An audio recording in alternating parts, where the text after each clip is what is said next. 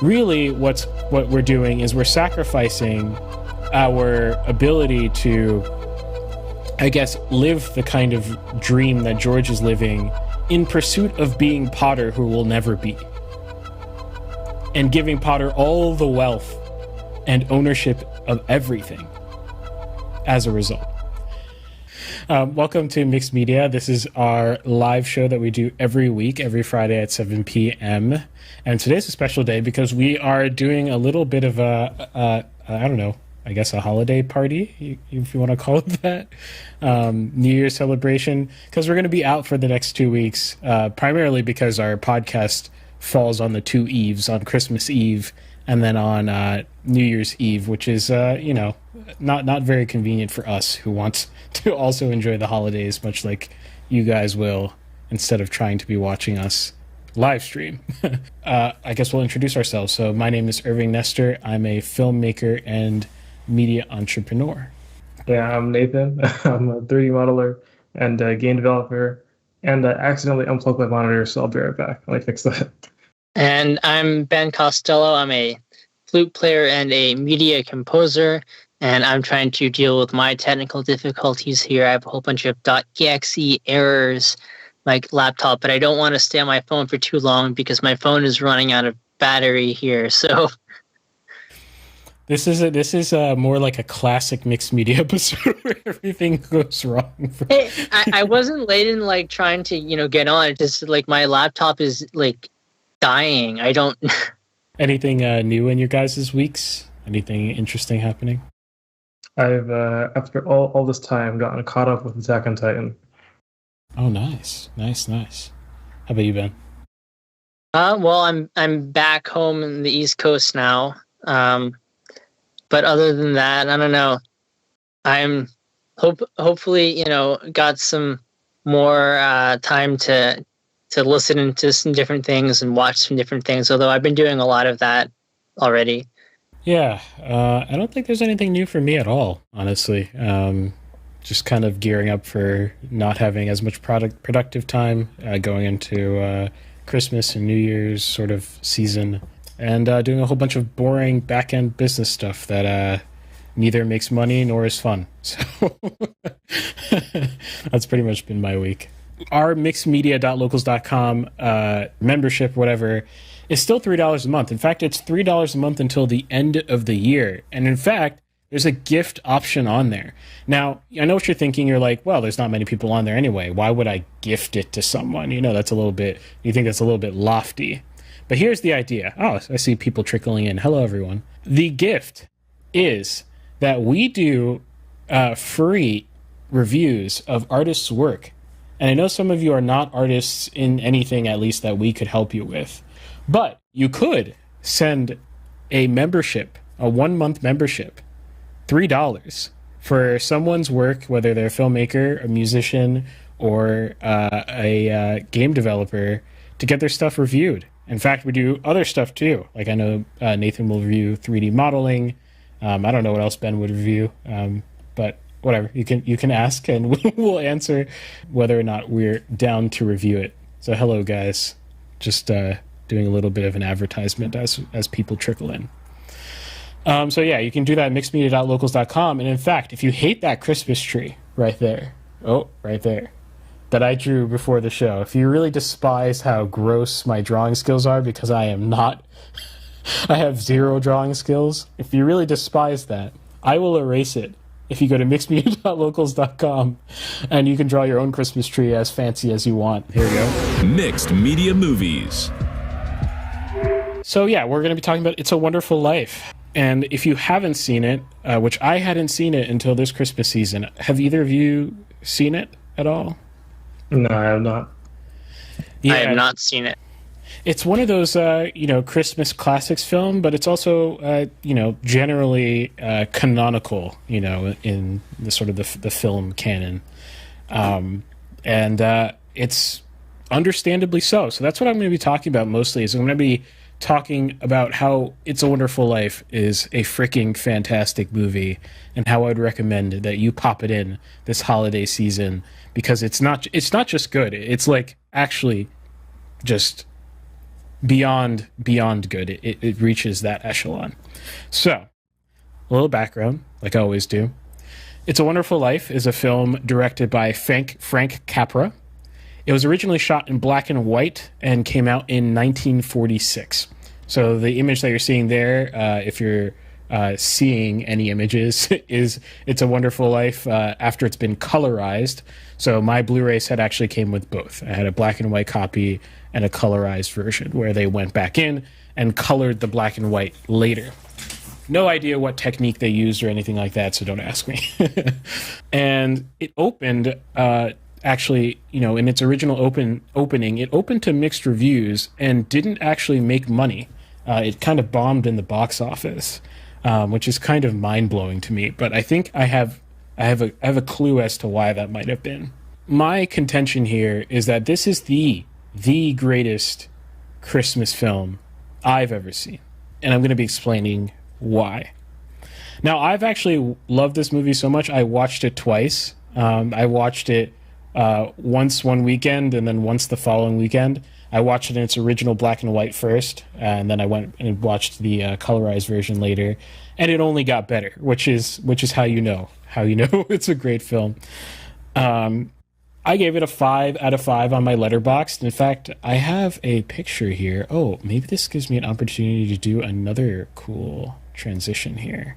I will get smoother with practice, guys, I promise. Here we go. Let's see if I can do it. See if I can manage it. Hey, there it is. Oh, I did not manage it. I was like, what changed? I was confused. Oh, boy. That's fun. There it is. Okay, that was a boring transition, but it actually functions. So there we go. But this screen will give me an opportunity to show you things easier.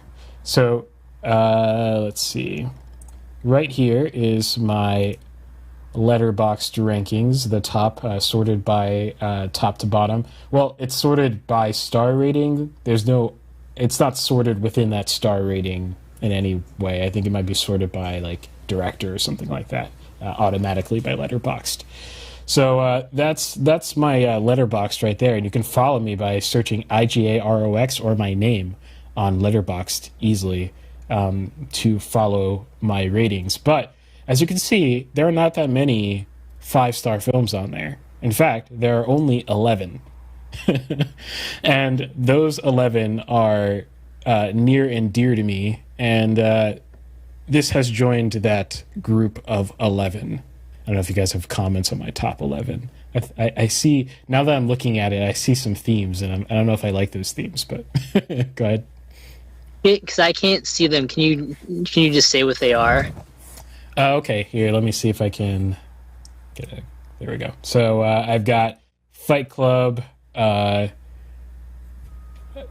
Unchained, Shutter Island, There Will Be Blood, The Departed, Citizen Kane, It's a Wonderful Life, Silence, A Hidden Life, Winnie the Pooh, Not Ashamed, the one of the original theatrical works, To the Wonder. So those are the top 11. You see Malick has 2 appearances, Scorsese has 2 appearances, Scorsese has 3 appearances, so that tells you something. So there's my top 11, and this joined it, which is rare and an incredible feeling. I didn't think because I can see more than just the top 11. I did not expect you to put Inception at a 4.5. Yeah, I have an essay about Inception. If y'all out there want to read it, I keep plugging things. I promise. I'm not trying to be annoying about that. But if you go on my LinkedIn, or I think you can access it. I don't know. You might search Inception in my name or something like that. I explain why it's such an interesting movie in how good it is at its one thing that it does. It's hard to explain, and I won't go into it. So go check out that essay. So why is it so good? I think one of the reasons why this film appeals so much more in this time is because it's actually a lot more relevant in modernity than it was in 1946.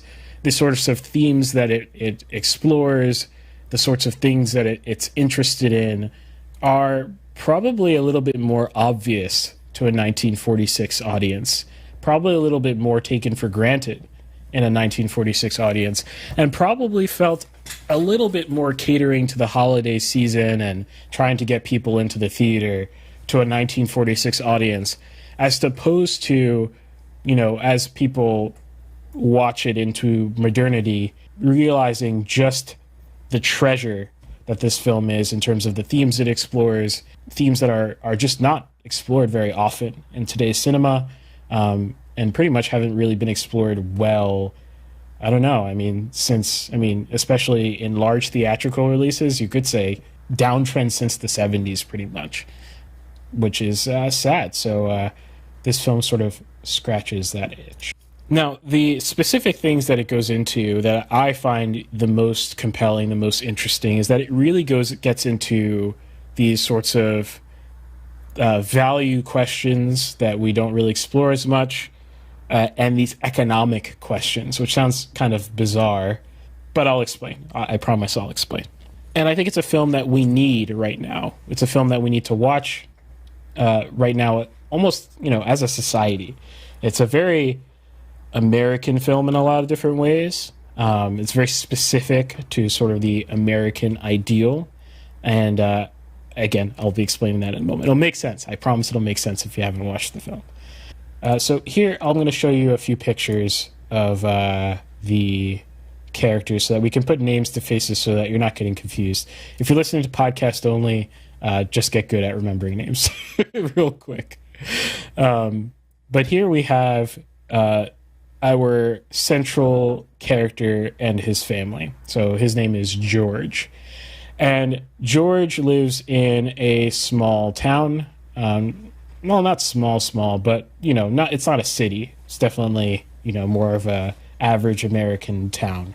We start off this film really looking into George's past. So we start the film off in a very sort of Shakespearean way. And I think this is an underrated sort of structure. It creates this automatic tension. It creates this automatic anticipation. You can go visit all the episodes I've done about screenwriting in the past to understand what I'm talking about. But the writing automatically engages you by starting with the conflict and going back now to the beginning to expose the world. It's a good device. It should be used more. Definitely not always, but definitely more. The film starts off with the problem, and the problem is essentially that someone's going to commit suicide. Very dark, sort of intro there, but it's sort of played in a light way. Right after that is we get the exposition of this character's life, this George character here that you see there. We see him as a young adult at first. Not a young adult, I should say. He's a kid. He saves his brother from drowning in a frozen pond that they were playing on. He works at the local sort of corner store, sort of bodega thing as a little kid. The whole point here is that George is actually a normal kid. He's not a heroically good kid, but he's a good kid, if you get what I'm saying. He's not like Superman, right? Levels of good. He's a normal kid, but he's a good kid. Then we sort of we fast forward into his early post-school life, exiting high school, having this dream to explore the world, which is a very important thing in this film, is that this character's dream is to explore the world, travel around, come back home, maybe go to college, then become an inventor and just transform the world with his great ideas. And he does have good ideas that will make other people money, which will come into play later. But it's not an overly flamboyant thing. It's definitely something that comes from his personality, not so much from his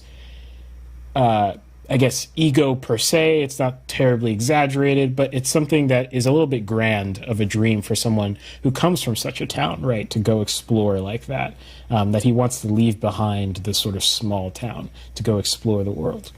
Then we get that female there, he will then marry, which I think is obvious from the image there.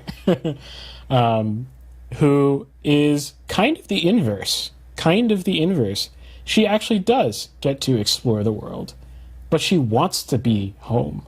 So she goes off to college, does that whole thing, but she comes back home because she loves the town, but what makes the town for her the town is him, which is a very romantic idea, very romantic film in general. So we're starting this film in the 1920s, and his dad, the main character's dad, is the owner of a loans, a community loans office, I guess is the best way to describe it.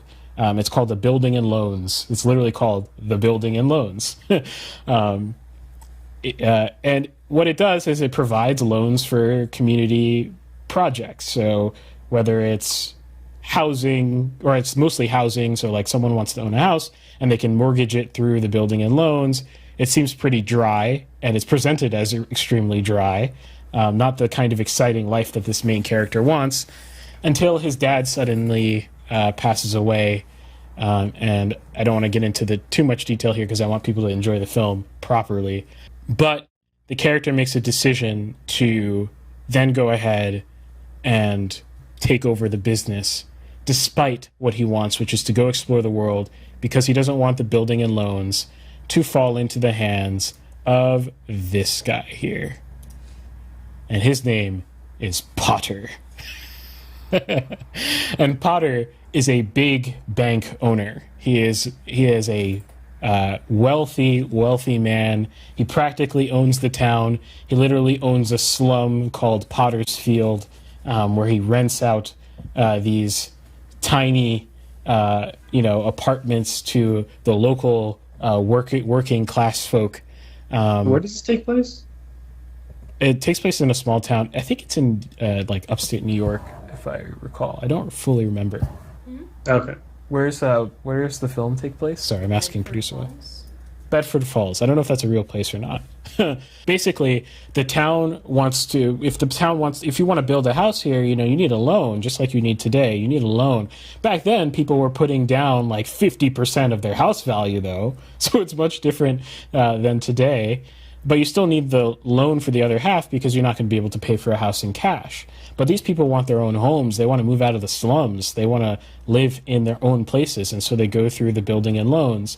And so the main character, once his dad dies suddenly, he decides to take control of the company, or the company gets to be controlled by Potter here. And the whole intricacy of that sort of situation is actually extremely accurate to life. It surprised me as I was watching, because I was expecting to watch sort of like light family film, and we're getting into these like gritty details about banking of this era. So as you can see from the way Potter is dressed and framed and everything, he is definitely portrayed as sort of an evil banker type. And producer wife says it's an actual place in New York, so that's cool. It's based off of Seneca Falls in New York. That's what it is. Okay, there you go. Which I do know. I think I vaguely know where that is on the map. It's somewhere in upstate New York. So there's like this interesting dynamic here where we're wondering, where this character who always wanted to leave, go off and explore, not because of his love for the business itself. The business could be evaporated. Really, for all he cares, he'd rather go on his expedition. It's the fact that Potter will get it is the thing that drives him to take over the Building and Loans after his father. The thing about the Building and Loans that's interesting is that it's become sort of a community establishment. It's become a place where people go for hope in ownership of their own stuff. And the sort of plot develops around the dynamics behind his family life, whether he wants to have commitment, right? Whether he wants to get married, he wants to go off and explore. Getting married means staying in the town and having children, and your life is over, and stuff like that. And he's not a bad guy, but he wants to do what his dreams tell him he should be doing. And he doesn't want to take off on the Building and Loans because he decided that when he was younger that he would never want to be sitting down pushing paper and haggling over pennies in order to make these projects work, these building projects work. In the end, though, he decides that he'd rather stay in the community despite what he wants, marry the love of his life, have many children, and run this building in loans, despite the fact that he'll never be wealthy off of it. His ideas will never be employed to change the world, or he'll never go to college. He'll never step foot outside, as far as we know, New York State. He'll be right there running the building and loans on the day-to-day. In fact, he doesn't even get to go on his honeymoon because of the great crash that happens, which is sort of pivotal to this film. So I'm not going to get into more of the details. I kind of just want to get into the themes here and why I think everyone should watch this film this Christmas and why I think we need this film. I got the feeling after I watched the film that a lot of people would misunderstand it very easily and quickly. I think a lot of people would like it for the wrong reasons. And when I went on Letterboxd, which is where you find the most extreme film people possible, of course, so I don't think this is the average opinion by any stretch of the imagination. Definitely a lot of people of certain economic values, let's say, they look at this film in a very particular lens that is completely wrong and completely not what the film is trying to say. And I encourage those people to watch it again and just ask yourself, what is the film trying to say? Mr. Potter over here, you might as well say he represents big money, big interests, and the coldest people you could imagine, right? And he represents, I would say, entrenched capital, for lack of a better phrase. So he has so much money, there's no way to unseat him. There's no way to outcompete him in the town of Bedford Falls, at least, right? That's what he represents. George and his family represent not the opposite, or not what people think is the opposite, but what this film presents as the opposite, which is a community-oriented, small capital business that is the heart of the town. Now, I did see some comments being like, "Oh, this shows you the callous terribleness of capitalism and whatever stuff like that." You got the typical sorts of, but this film is not interested in that sort of argument. That's not what this film is about. This film is more about what values can do to an economy, right? So at the end of the film, we get a very what's the name of the story? A Christmas Carol. That's what it is. We get a Christmas Carol sort of moment at the end of the story. I won't go into it, but it essentially shows you what this town would be like if George wasn't there to make this town what it is. And what this town would be like is not destroyed. It's not something fantastical. It's actually what it probably would be like if George wasn't there, which is similar in a lot of ways, but drastically different in what its economy. And how is it different? It's different in the sense that Potter is able to take everything. He owns everything in town. So what goes from a dominant, figure before becomes an absolute figure without George, right? We go from an economy that thrives around this community figure to an economy that has no choices, no ability to drag themselves out of their situations, no upward mobility, no dreams, right? And yeah, these people go on and they live their lives and they do what they can, which is what happens in real life, right? I think the interesting thing that I think this film presents is a reality, is something that we ought to aspire to, no matter how we fit into our larger society, right? We should aspire to be like George here, who gave up these lofty ideas. And you could qualify that with, well, I want to blah, blah, blah. I get that. This is a very broad message. Obviously, I'm not saying do this, because I have grand ideas as well. So, I'm definitely not trying to put people down or anything like that. But he gave up his broad, grand ideas for the sake of his community And he lived a much more happy, fulfilling life, despite his darkest days, despite being driven to the point of suicide, which he does not commit. I think that's fairly obvious even without having watched the first thing, because it's a Christmas movie. It's not going to end that way. That would be very interesting if it ended that way. People die in Taken. This is true. This is definitely not that kind of film. But he gives up everything that he thought he wanted for what people should ascribe to as the American dream. That's what this film is trying to say. Back then in 1946, I think a lot of George's ideals were more like what the American dream actually was in most people's mind in 1946. And that's my hypothesis as to why the film didn't have as much depth to that audience. But to an audience like us, where we are told that the best way to live life is to be like this guy, to be like Potter. Grind your way no matter what, no matter who you step on, no matter what you need to, intern for this guy. And if you don't intern for this guy, then you will never be this guy. That's how this sort of thing that, you'll never be this guy is the most likely thing. But we're pitched this idea that we need to be like the Potters of the world, right? We need to have their kind of success. Everything is about career. He's consumed. He doesn't do anything but sit in that chair and screw people every single day of his life.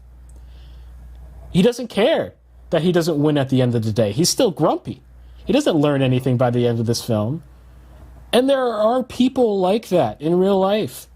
Lots of them. And they have lots of money. And that should be very concerning to a lot of people, I think. How you orient yourself in terms of your expectations on the world is going to affect how you deal with that, right? How are you going to deal with the fact that there are Potters in the world? Are you going to want to say, can't beat him, join him, and basically do what George wanted to do at the end of the film, right? Is just screw it all. I can't win. Or are you going to say, no, there are values in this world much more worth money. And I'm not just saying that because, it gets me likes on social media, right? Or are you going to say, I actually want to be good in my everyday life, even in how I interact with the wider economy, with my own activities, even if it's dry building and loans? Am I going to say, I would rather run my dry building and loans, not that it's guaranteed, you could have a wonderful, national business, but are you okay with the idea that you could just be a building and loans, propping up a town and giving the town a dream, right? To believe in actually a real dream, not Potter's dream, a real dream, right? That's very abstracted from, I think, a lot of practical things, a lot of real life things, but I think we can take that prompt that this film is giving us and really digest it, think about it, really mull over it, and say, why do I like these people? Why would I ever like these people?